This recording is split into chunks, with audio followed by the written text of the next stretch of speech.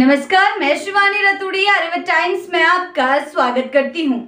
बिहार की सियासत में एक बार फिर हलचल तेज हो गई है। जैसे जैसे 2025 के विधानसभा चुनाव की आहट नजदीक आ रही है, राजनीतिक दलों की गतिविधियां भी बढ़ती जा रही हैं। बीजेपी ने अब चुनावी रणनीति को धार देने की दिशा में बड़ा कदम उठाया है। सूत्रों के मुताबिक पार्टी इस बार पारंपरिक चेहरों से हटकर कुछ और बड़े और लोकप्रिय नामों को मैदान में उतारने की तैयारी कर रही है। ये प्रयोग राजस्थान और मध्य प्रदेश की तर्ज पर हो सकता है, जहाँ पार्टी ने हाल के वर्षों में अपनी रणनीति के तहत सांसदों, केंद्रीय मंत्रियों और अन्य बड़े नेताओं को विधानसभा चुनाव में उतारा था। बीजेपी की इस रणनीति के पीछे दो मुख्य उद्देश्य बताए जा रहे हैं। पहला, जातीय समीकरण को साधना और दूसरा, एंटी इनकम्बेंसी के प्रभाव को कमजोर करना।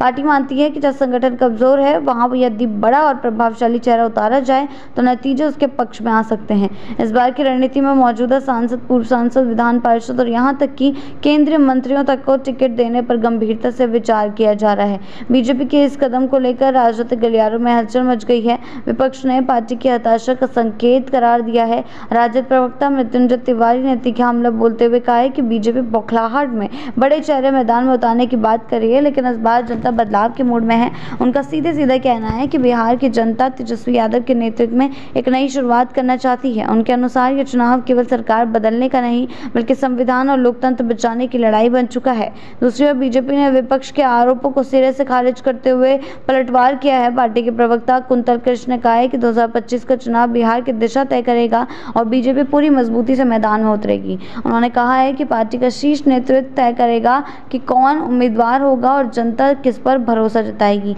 उसे ही मौका मिलेगा। उन्होंने जोर देकर कहा कि बिहार अब सुशासन की राह है और राज्य की जनता किसी कीमत पर फिर से जंगलराज में नहीं लौटना चाहती। बीजेपी के इस नए चुनावी फॉर्मूले को लेकर पार्टी के भीतर भी सरगर्मी अब बढ़ गई है। जिन सीटों पर पार्टी कमजोर मानी जाती है, वहां संभावित उम्मीदवारों की सूची तैयार की जा रही है और जमीनी रिपोर्ट मंगाई जा रही है। कयास लगाए जा रहे हैं कि पार्टी कुछ ऐसे नेताओं को भी उतार सकती है जिनका जनाधार भले ही विधानसभा क्षेत्र में ना हो, लेकिन उनका नाम और चेहरा पूरे राज्य में पहचान रखता है।